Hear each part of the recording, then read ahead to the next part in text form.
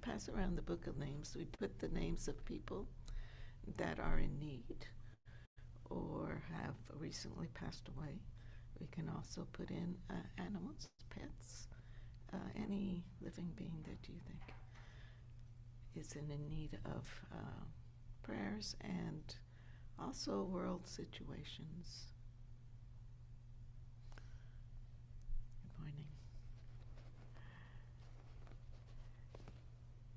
So, we can start now. I'm Janet Montestias. I am one of the senior students that lead Sunday meditation. Been coming here for around 16 years. Or maybe more. I can't even remember. But anyway, it's been wonderful for me being here and to be here with you today. So we are going to do our Sunday meditation. And I already explained the Book of Names. We like to put the names of people we'd like to dedicate our practice to today, because it's a way of sharing whatever good qualities we generate today, sharing it with others. And this is an important aspect of Tibetan Buddhism. Whatever we do is for the sake of others and to help others. So we always start out with our opening aspirations, and after that we'll do our meditation. I'll explain a little bit about the meditation later. It usually runs around 20 minutes. We have a short talk. After that, after I read a chapter from the book Comfortable with Uncertainty by Pema Chodron, and then we close with a closing meditation. We read the Book of Names and we do our dedication. So let us start with our aspirations, and we always start off with the 4 boundless thoughts and Shantideva way of the Bodhisattva. So let us do that. May all beings always have happiness and its causes. May all beings always be free of pain and its causes. May all beings always be pain-free and live happily. May no beings ever cling to those near nor spurn those far. For as long as space abides, as long as the world remains, just so long may I be there, resolving all beings' pain.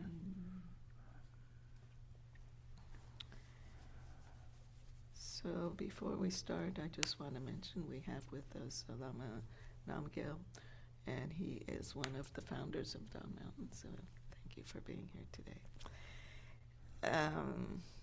Okay, so let us talk about why we meditate a little bit, and what is the purpose of our meditation. And really what we do, first it's to benefit ourselves and others. As I said before, we always include others. And to let go of whatever is holding us back. It's also to let us feel a bit of the essence of wisdom, just to be in the moment. And we want to develop our attention by being in the moment, just being at ease. We want a certain amount of rest, easiness, and to feel a bit of expanded openness. So it's really important just to relax. Relax. Relax your mind, relax your body. And one of the ways we do this is what we call our settling process. We have 3 pillars. Of course, we always start off with being comfortable in a good posture, whether you're on a chair, in a cushion. It's important to have the spine just kind of straight, but in a relaxed way, just letting it have natural S curve of the spine. And we want to feel first, the first pillar is to feel the contact of our seat on the cushion, on the chair, and to feel that that contact that we're feeling is coming from the earth itself. The earth, from the very center of the earth, we're being supported. We feel that we have that support, and that helps us to just relax, to be at ease. Then we have what we call our skeletal structure. Once again, we want to have the spine straight but in a relaxed way. We want to feel that all the shoulder, our shoulder blades, all the bones in our body is really supporting our body. This also helps us to relax. You can relax now all the muscles in our body, just knowing we have that support. We also like to have our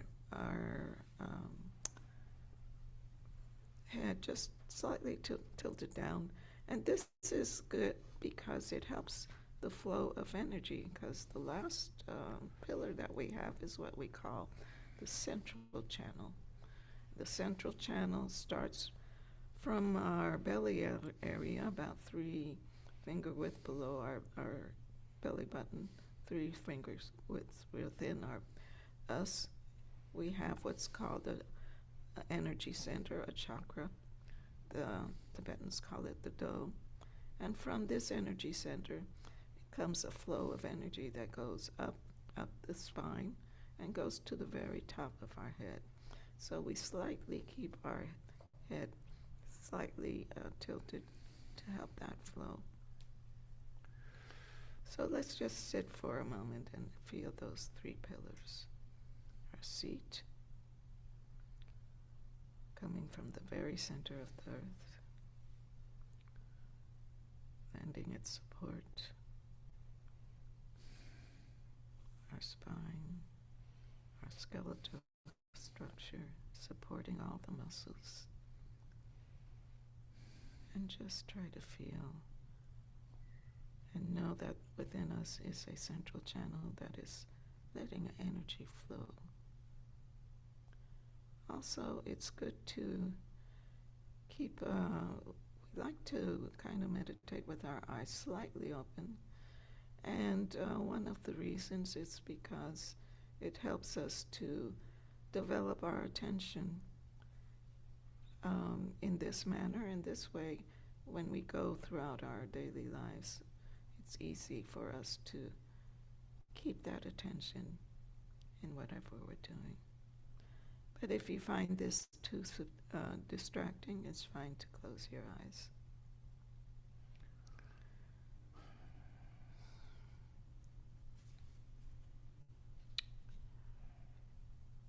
Now, we're going to put our attention on our breath. And whenever we start, especially if you're new to meditation, you have to put your attention on something. So you want to have it on something that's always there. Our breath is always with us. Our breath is always changing. We inhale, we exhale. So just notice that. Notice your breath.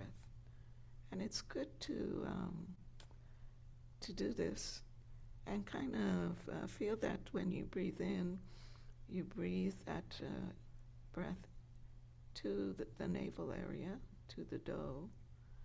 And then when you exhale, you breathe out. And that breath goes up.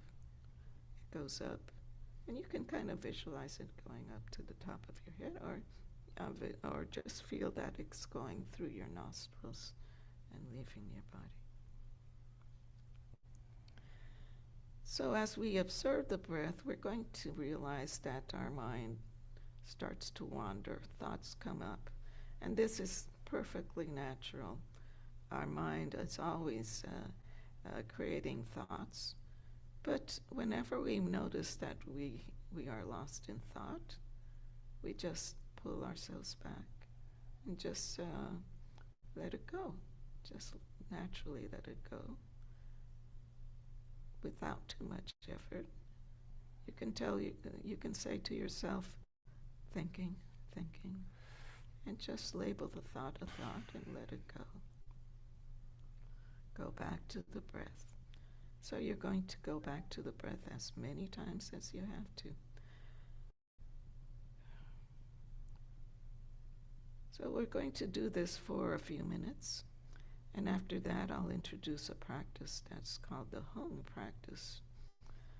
This practice was given to us by one of our leading lamas, which is a lama in Tibet, Adzum Pailo Rinpoche, whose picture we have over here. And I'll explain later how it's done. So let us just start.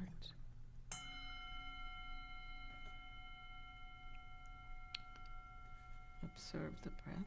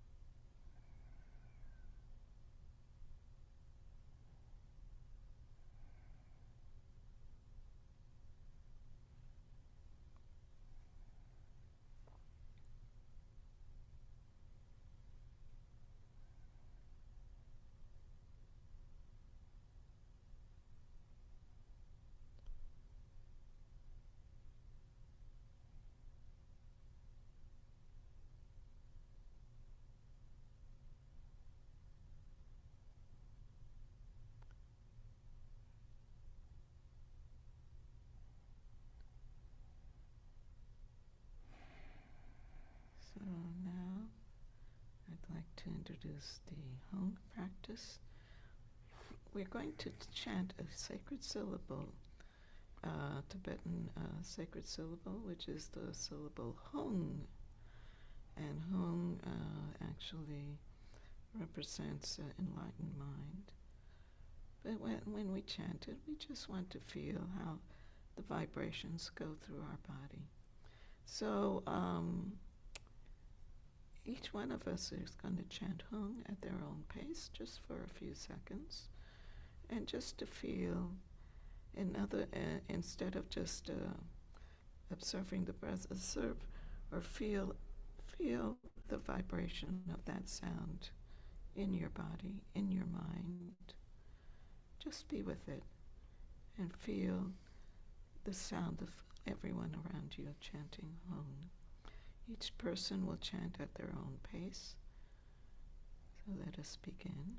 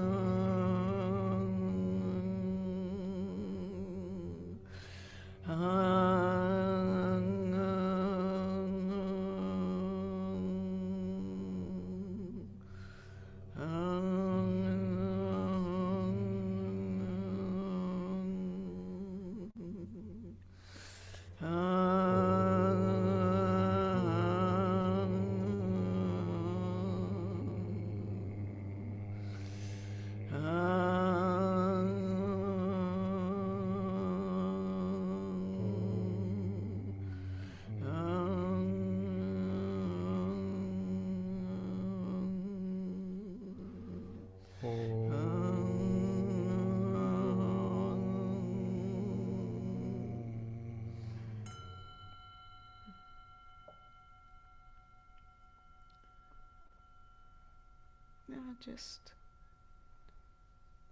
feel, how does your mind feel right now? How does your body feel? Then go back to the breath. Observe the breath.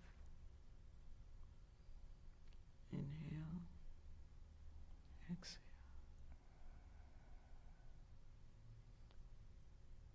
If a thought comes, just let it go.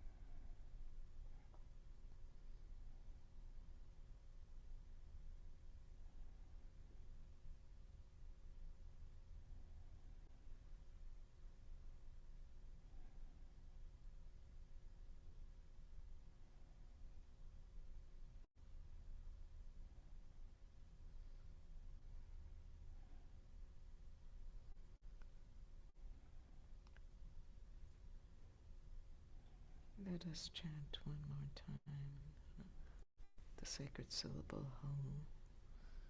And those at a distance, if you want to unmute, you can unmute and chant with us.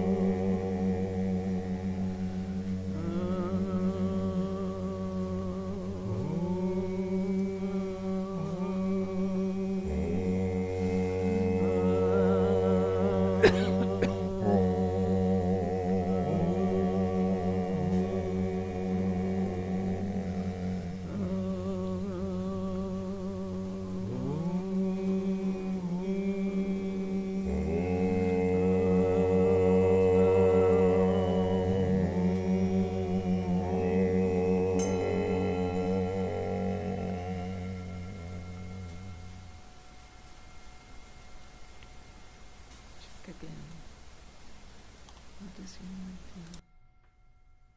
How does your body feel?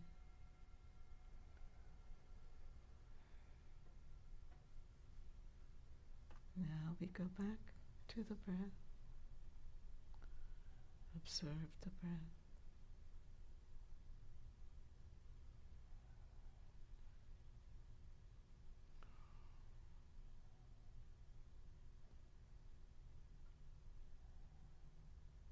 You can also say, if you find your thoughts and thought, just ask yourself, why did I come here today? Why am I here? And go back to the breath.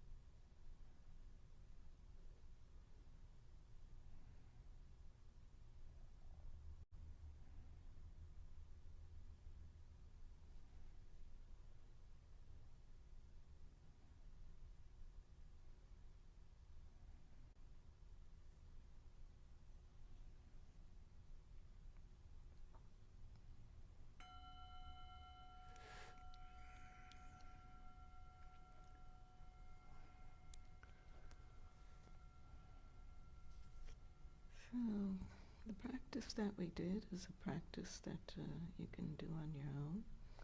If you're new to meditation, it's good to do it in short intervals at first.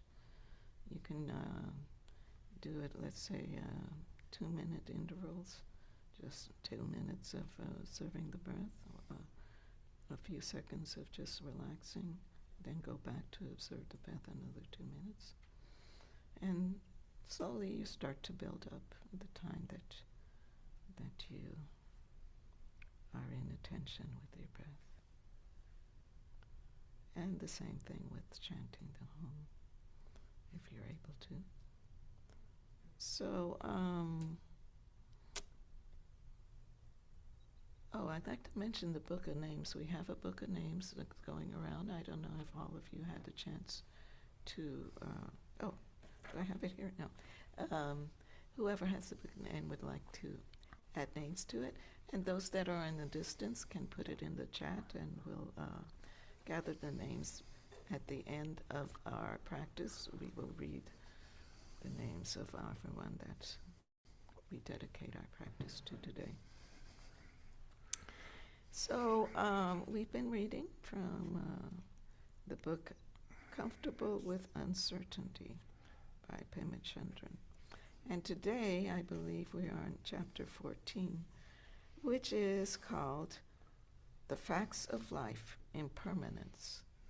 So this is a big topic in Buddhism, because we notice that things are always changing. So it says, according to the Buddha, the life of all beings are marked by 3 characteristics: impermanence, egolessness, and suffering or dissatisfaction. Recognizing these qualities to be real and true in our own experience helps us to relax with things as they are. The first mark is impermanence, that nothing is static or fixed, that all is fleeting and changing, is the first mark of existence. We don't have to be a mystic or a physicist to know this. Yet at the level of personal experience, we resist this basic fact. It means that life isn't going to always go our way. It means that there's loss as well as gain, and we don't like it. We know that all is impermanent. We know that everything wears out. Although we can buy this truth intellectually, emotionally, we have deep-rooted aversion to it. We want permanence. We expect permanence. Our natural tendency is to seek security. We believe we can find it. We experience impermanence at the everyday level as frustration. We use our daily activities as a shield against the fundamental ambiguity of our situation, expending tremendous energy trying to ward off impermanence and death. We don't like that our bodies change shape. We don't like that we age. We are afraid of wrinkles and sagging skin. We use health products as if we actually believe that our skin and our hair, our eyes and teeth might somehow miraculously escape the truth of impermanence. The Buddhist teachings aspire us to free from this limited way of relating to impermanence. They encourage us to relax gradually and wholeheartedly into the ordinary and obvious truth of change. Acknowledging this truth doesn't mean that we're looking at the dark side. What it means is that we begin to understand that we're not the only ones that can't keep it all together. We no longer believe that there are people who have managed to avoid uncertainty. So yes, this is, you might say, it's part of why she calls this uncomfortable with uncertainty, because change is the biggest uncertainty that we have. And we can talk for a long time about this. But I guess it could be aggravating, it could be depressing, it could be, or it could be life changing, it could be something that's wonderful. But any way you look at it, we have to be aware that it's not going to last forever. Everything is changing, everything is, it will change, we will change, hopefully. It's a good thing to change as we grow, and death will come to all of us. So, would you like to say something, Harvey? Uh, just that we see impermanence as a gateway to very, very profound understanding. And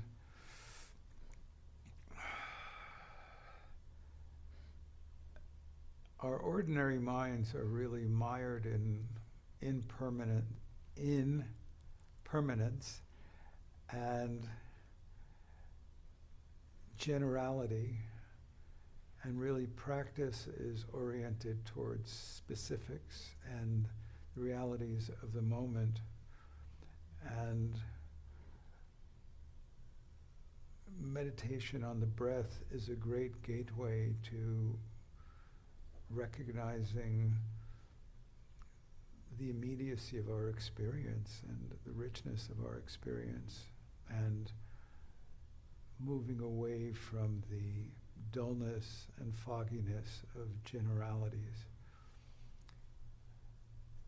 You know, if you don't think this is an issue, just try to bring attention to when you misplace your keys, you lose your paper, you misplace your wallet, or your pet passes. It's huge for all of us, and for most of us, it's daily. There's some incident where you notice a scratch on your car, or you misplace your cup.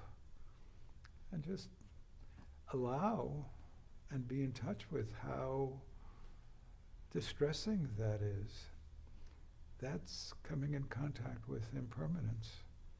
And it's coming in contact with how we seek permanence and the security of a sense of ongoingness when even the slightest disruptions can freak us out. But it's a great gateway to recognizing how tied in we are to wanting things to endure, and how real it is that they don't. So it's a great invitation. Wonder if there are people in the audience have Yes. anyone either online or in person have something to share? Thought, reflection, opposition, rebellion.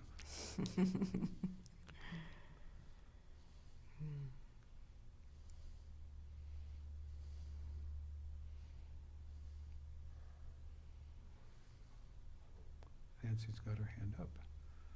Yes. Go ahead, Nancy. Oh, well, I was just thinking about the other part of it that I really hate is the things that won't change. So it's not that I'm stuck with everything changing all the time, but the things that I really want to change don't change when I want them to. So it's like I'm screwed both ways. Yeah. They don't change at the pace that you want them to change, but there really is nothing that won't change. But certainly we get into a tussle when things don't change as quickly. We want bad things to change quickly, and we want things we like to last long. So yes, that's the... Oh, there's no form of resistance that's successful with this one. Say that again? Well, there's no form of resistance that's successful with impermanence. I'm a person who always comes up with the odd lot way of getting around something. And there just isn't a way to beat impermanence. No way to beat impermanence. I That is tried. true. That is true. Yeah. But I think it is important to appreciate that things endure, things that are not necessarily what we like, may endure, seemingly endure much longer than we would like. Yes. Yeah. Wonderful.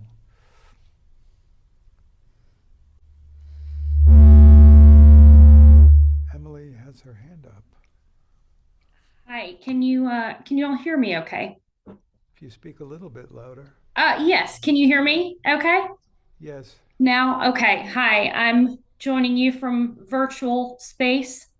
I am physically in Tennessee. Hi, I'm grateful to be here today. I am at a point in my life that is more transformational than I've ever experienced before in different ways than it has ever been before. Um, Things are changing, and um, many chapters are coming to an end. That many chapters of suffering in my own life that I've endured for decades are coming to an end. But I am at a point where I am dealing with some of, at the same time, I'm dealing with a tremendous amount of hope and wonderful things that are going to happen in the near future, but also the impending closure of things that are tremendously painful, like caring for my aging grandfather and um, the coming death of my mother who has terminal cancer. And I share these things vulnerably and openly today um, because that's why I'm here. So, and I'm a newcomer, and I thank you all for listening. Thank you for sharing. And it's, of course, very, very painful when we lose those we love. But it's also a place where we can appreciate that we are not alone in these kinds of losses, that all beings experience this kind of loss, and it can be a gateway to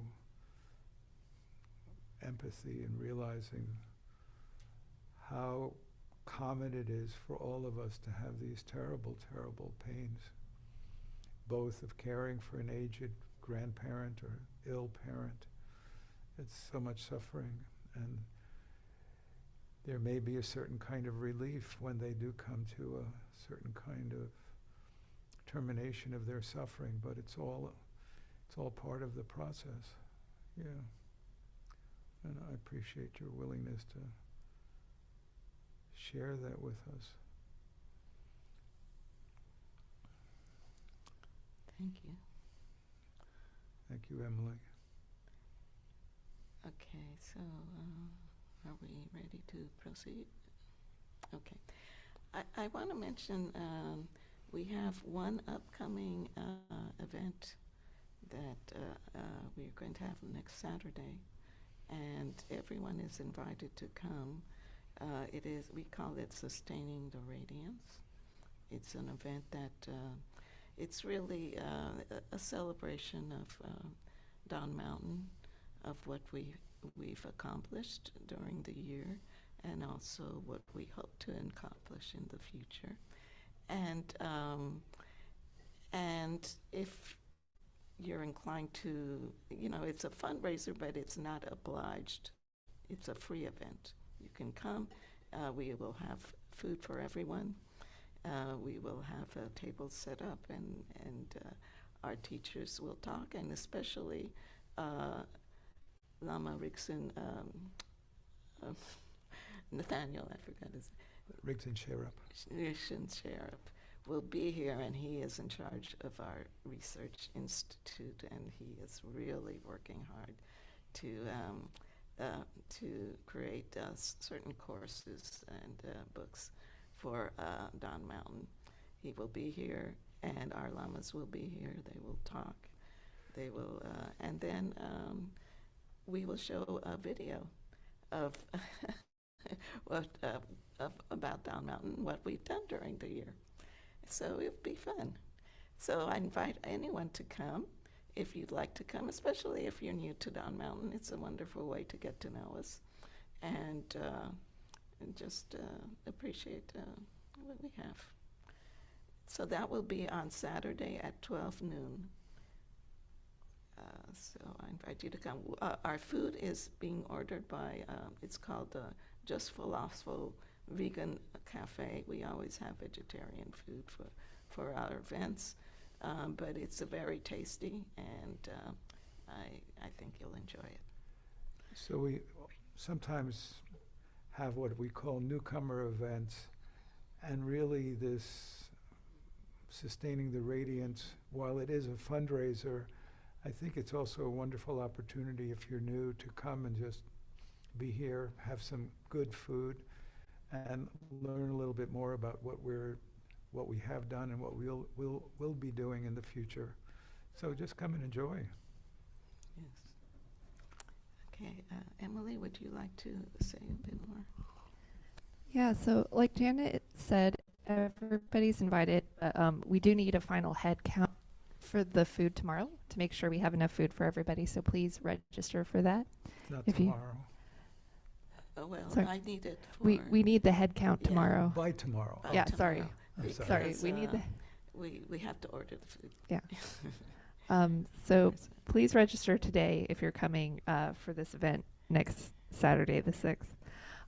If you're new here, we also have teachings on the 1st and 3rd Sundays of the month. So on the 7th will be our first Sunday. We will have our teaching, and we'll also have in person our free lunch that we do every first Sunday. The teaching on the 3rd Sunday, the 21st, I'm very excited about. Nathaniel Rich will be leading, and he will be teaching on generosity and letting go, which I think is something for a lot of us right before the holiday season is really relevant. We're also going to launch sort of a mini community challenge the next day on our WhatsApp. It's going to be a 12-day challenge. We're still ironing out the details, but there will be a commit to sit. We'll ask everybody to try to sit and meditate for a few minutes every day. And we're also going to give a post in the WhatsApp little something to read and reflect on each day that I think will be really exciting. And that will lead into the first teaching of the month in January, on January 4th. That will be about intention setting like a Buddhist. So it'll be sort of that New Year, new me, but as a Buddhist practitioner. So we have registration for that online, but it's also by donation event. And then our next event will be the Dzogchen Cycles Losar Retreat on the 20th of February. So thank you. Excited about all these things. Oh, yes, thank you. Okay, so let's just take a short, we'll have to do a short meditation since we're getting close to the end. But I did want to mention one thing. You know, it's wonderful, everything we do here, but everything we do is really based on the generosity of those who come here. So if you feel inclined to leave a donations, please do so. You can come Saturday and give a donation, but whatever. And just keep that in mind. Also, membership is a wonderful way to help support us, because by being a member of Don Mountain, you not only benefit from the benefits that membership has, which is like sometimes we do members only events or member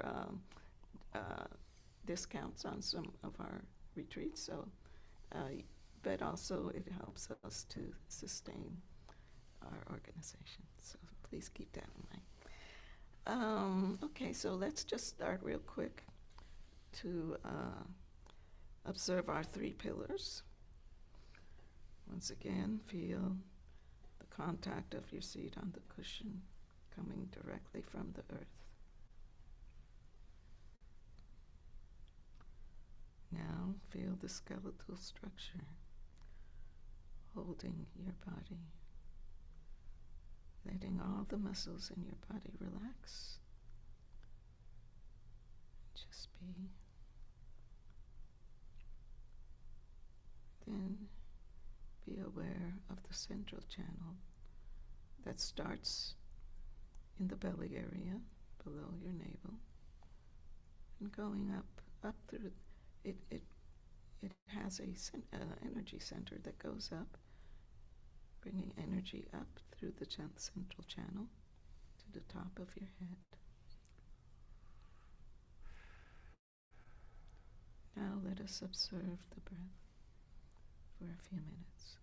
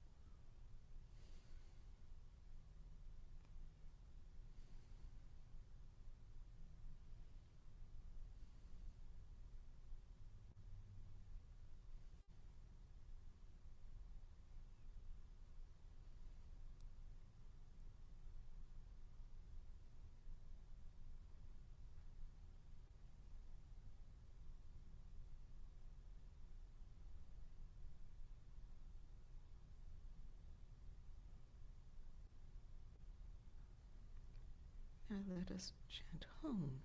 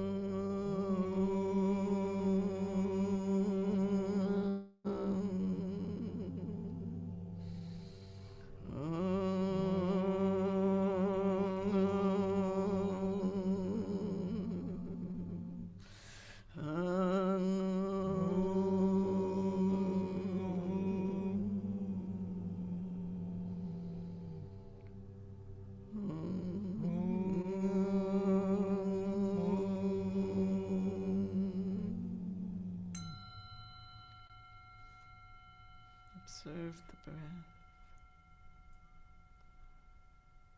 Be in the present moment.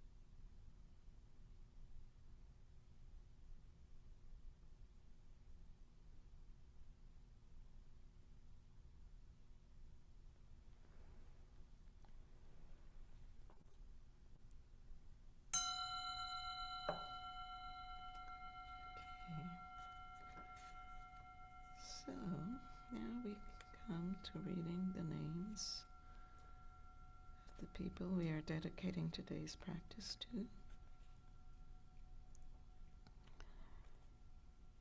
Alberto, Andy Lombardo, Sean, Sudan, Ukraine, Alex, Faith, Ashley, Coda, Jimmy Sue, Brianne, Rick, Vicky, Jim, Barney, I'm not sure, Kimberly Hewitt, Gigi Hugh, Cindy, Edward, Jax, Andrian, Children in Areas of War, Jessica, Valerie, Amy, Tex, Darcy, Nancy, Dad, Mom in the Bardo, Danny in the Bardo, Robert's mom, Amy Winters, cancer healing, Jake's healing, Doug's healing, Jerry's healing, Charlie's healing, Cheryl's healing, Ruth healing, Pat's healing, Emily, Candace, Lama Namgyal, Lama Rixin, Lama Sherab, all sentient beings, families in Hong Kong,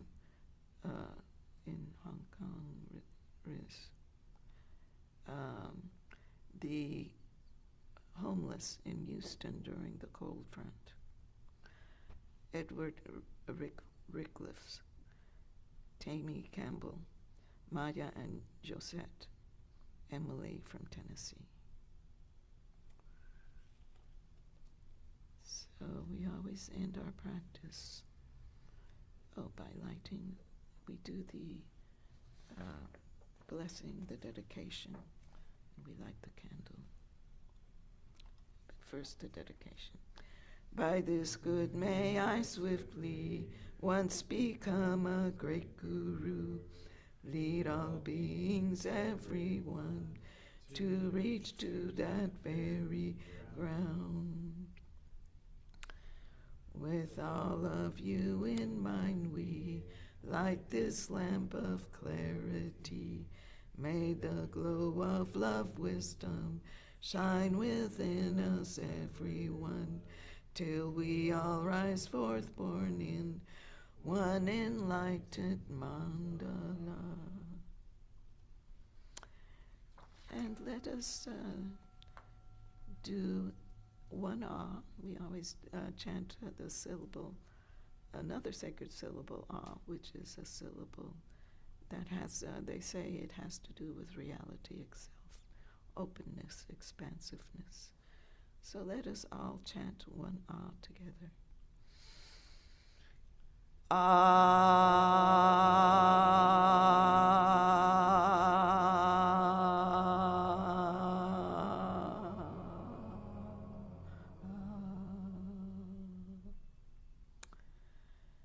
like to thank all of you for being with us today, and I hope you have a good, the rest of what we consider Thanksgiving weekend. So if you'd like to stay a while and just talk and get to know each other, you're invited to do so.